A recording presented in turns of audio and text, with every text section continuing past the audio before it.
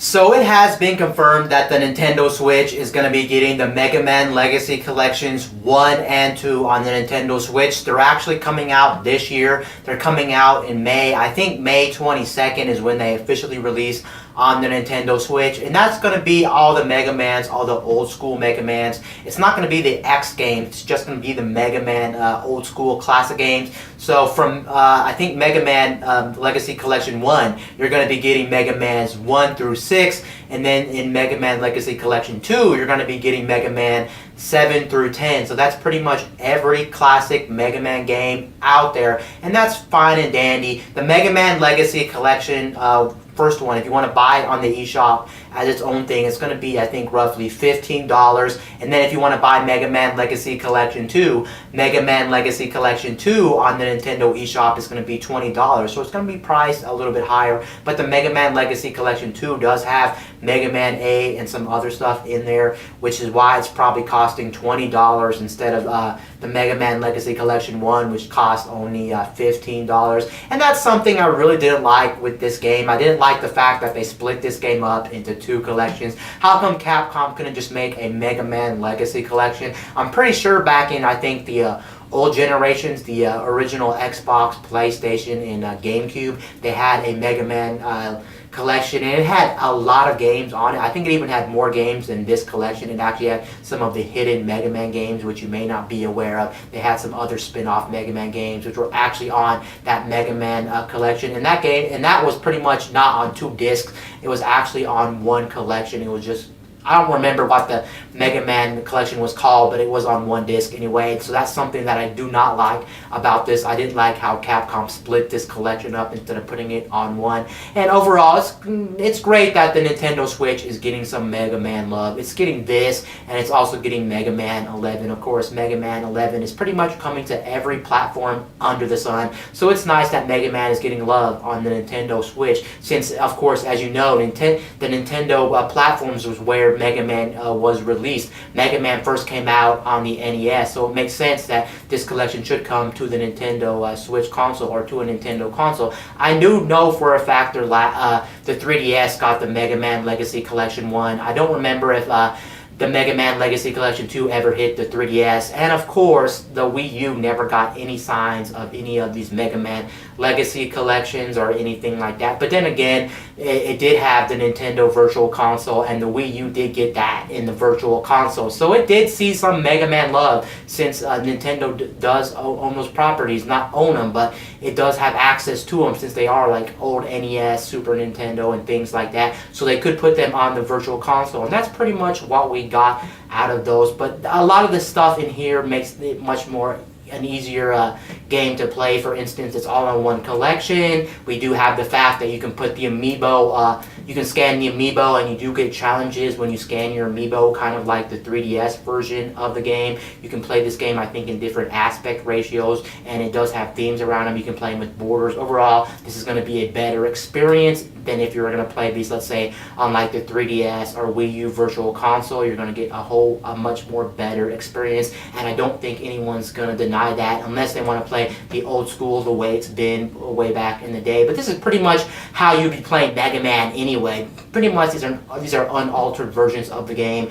The Mega Man Legacies Collections 1 and 2 still have all the glitches and all the slowdown that the original Mega Mans have. And some people don't like that, and some people like that. Some people are saying that these collections should have those glitches removed, because if you're going to remake them, why not just take those out so we can have a much more smoother experience? But on Capcom's defense, they're like, let's not do that, because we're trying to make this nostalgic. We want people who grew up with Mega Man to play the Mega Man games, and they have nostalgic of this game, and they remember, like, let's say for instance Mega Man 1. Mega Man 1 had glitches, so let's not remove them, so that people who play these games can get the same feeling they had like 30 years ago when they played these old Mega Man games. So that's the reason why they don't want to actually alter the game. But they could have it an option, of course. They could have an option that cleans up the game and makes the performance better and fixes all the glitches, but they just decided not to do that. But there is one thing going on with the Mega Man collection, which has a lot of fans of physical media, and also Nintendo Switch games upset about the Mega Man Legacy Collection when it comes to the physical version of the game. Take a look at the box art of the Mega Man Legacy Collection 1 and 2 coming to the Nintendo Switch. This was actually posted online, and this is apparently what's the box art going to look like for the Nintendo Switch version of the Mega Man Legacy Collections 1 and 2 coming to the Nintendo Switch.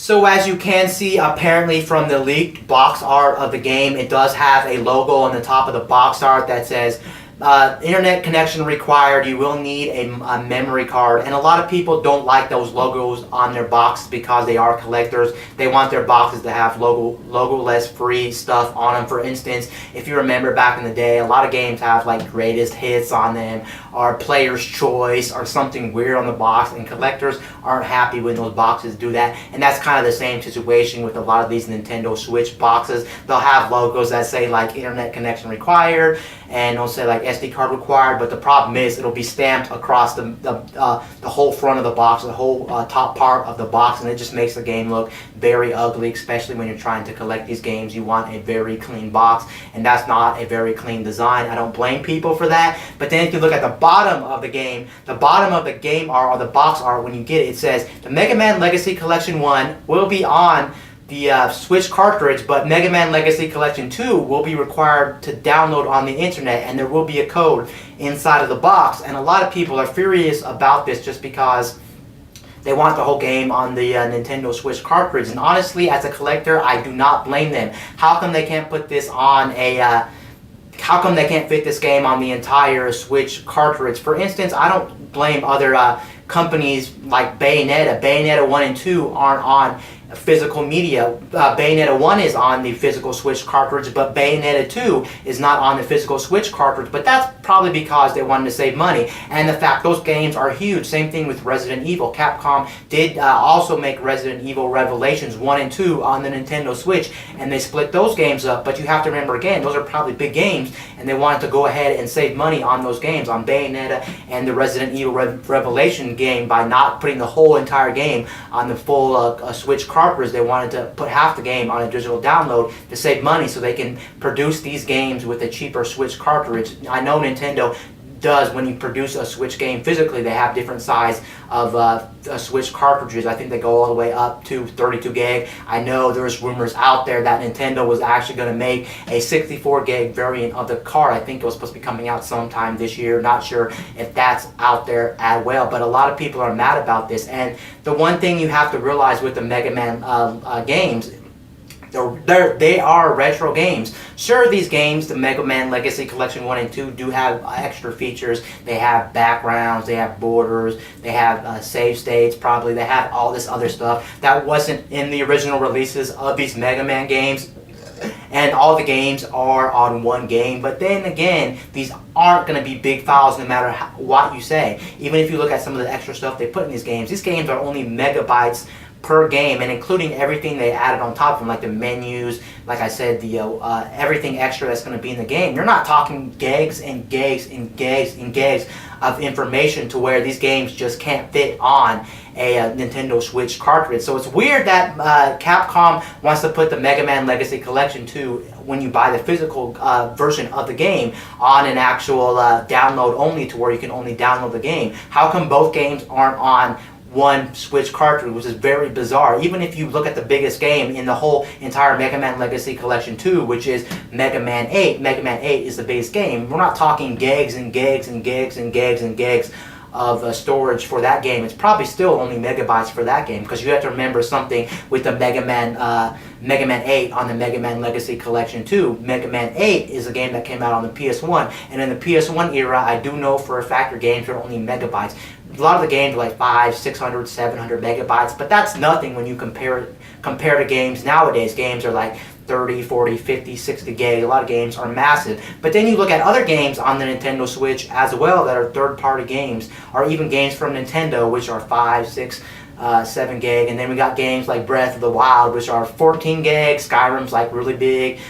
Doom, all these games, even NBA 2K18 on the Nintendo Switch is like 28 gig, and they managed to get the game on the Nintendo Switch card. Sure, it wasn't the full entire game, but a lot of the game was on the Switch physical cartridge. So you can't. So Capcom doesn't have an excuse to actually say that they didn't have enough space to put both games on a physical cartridge for the Nintendo Switch. I don't know what Capcom is doing, and this is honestly, one of the most disgusting things I have ever seen. Sure, I don't really like it when companies do this, and I'm not really a big fan of this too. It also hurts the game when you try to sell this game, because what happens if you're done playing the Mega Man Legacy Collection on physical? When you sell this game, you'll have to explain to people, well, I'm sorry, I have the Mega Man Legacy Collection, but unfortunately I don't have the Mega Man Legacy Collection 2 because I already downloaded the code, so you're going to have to like knock the price off.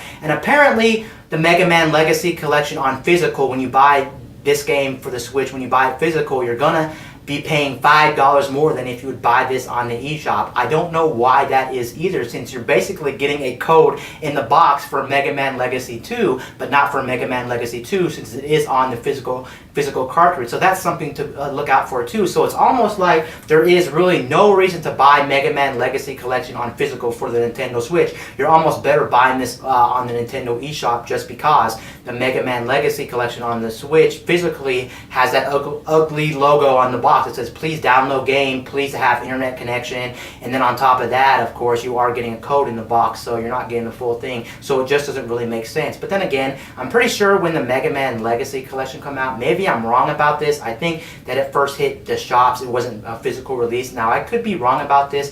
Actually, I think it might have been a physical release when this first dropped. Again, don't quote me on this, and I'm not 100% sure how this game first came out. Was it a digital download only, or was it a physical game only? I'm not 100% sure about this. All I know is this is really dumb on Capcom's part for doing this. This is just really a lazy business practice, and this should not happen for a game that's literally only megabytes per storage. This is absolutely unacceptable. Shame on you, Capcom, and shame on you, Capcom, again, for being super lazy, for not putting the whole Mega Man Legacy Collection 1 and 2 on the Nintendo Switch. So what's the point of this? You're just wasting our time, wasting money, and I don't know what you're doing, Capcom. Anyway, guys, this is Wayne from My Tech News, signing out.